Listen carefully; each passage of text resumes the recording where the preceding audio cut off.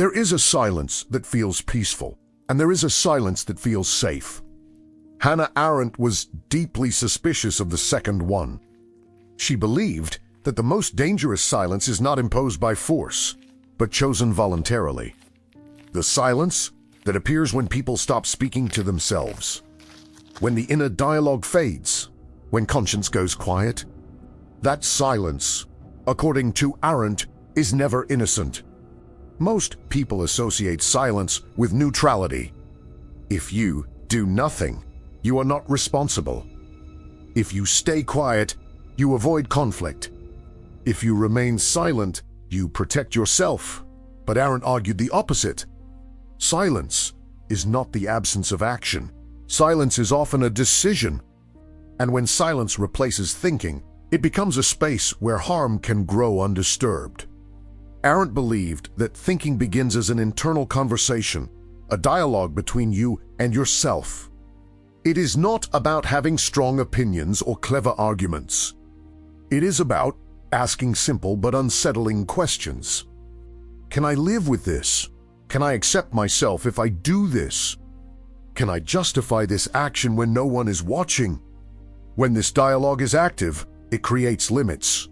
It slows people down. It introduces hesitation.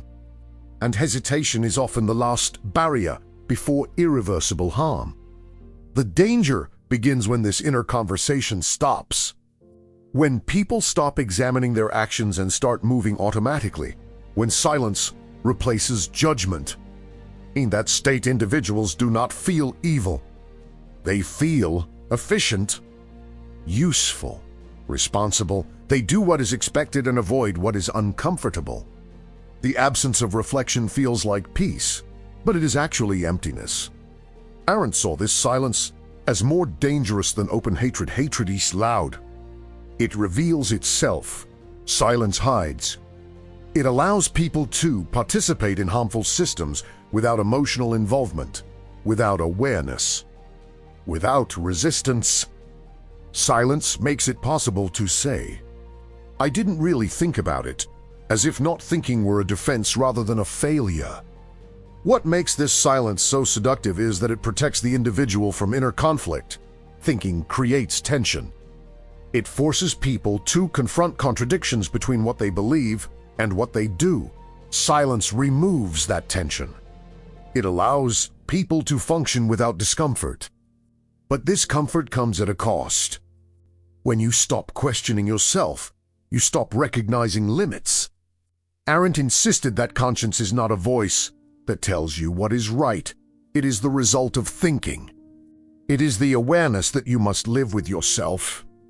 When this awareness disappears, people become capable of actions they would never openly defend.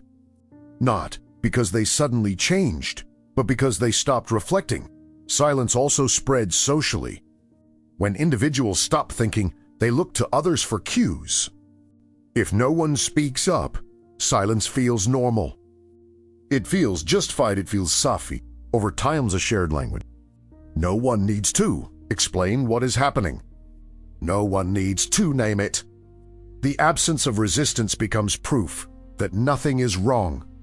Arendt warned that this collective silence is how moral collapse begins. Not with dramatic events, but with small decisions not to think, not to question, not to pause.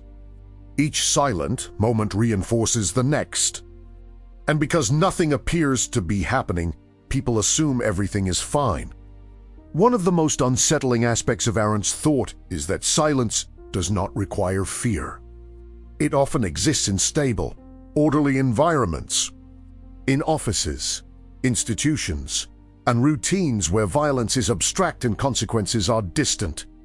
Silence thrives where actions are fragmented and responsibility is diluted.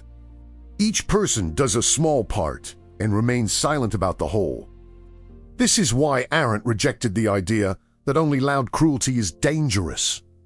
She believed quiet compliance is far more effective. Silence allows people to tell themselves that they are not involved, that they are just doing their job, that they are not responsible for outcomes they never fully examined. The climax of this logic is terrifyingly simple. When inner silence becomes habitual, people lose the ability to judge. Not because they are forced, but because they no longer practice it. Judgment weakens like an unused muscle. And once it is gone, anything that appears normal becomes acceptable. Arendt believed that the true measure of morality is not public approval, but inner coherence. Whether you can remain in dialogue with yourself without shame. Silence breaks that dialogue. It allows people to live without confronting themselves. But this self-avoidance is precisely what makes ordinary people capable of extraordinary harm. The modern world amplifies this danger. Constant noise leaves little room for reflection. Endless content replaces silence with distraction. But distraction produces a similar effect. It prevents people from thinking deeply. It keeps the inner dialogue superficial. And when reflection disappears, silence returns in a more subtle form. Arendt did not argue that everyone must constantly speak or protest. Her warning was deeper. She warned against inner silence, against the moment when people stop asking themselves whether their actions align with their humanity. That silence is where responsibility dies. The most dangerous thing is not being wrong. It is not even making harmful choices. The most dangerous thing is not thinking about them at all.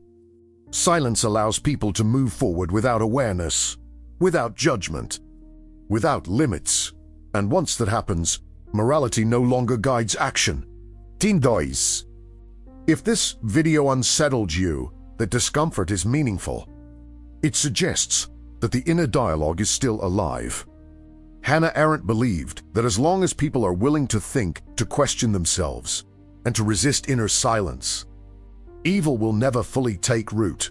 Now I want to hear from you. Do you think silence today is seen as safety or as responsibility? Share your thoughts in the comments. If this reflection resonated with you, leave a like and subscribe to the channel.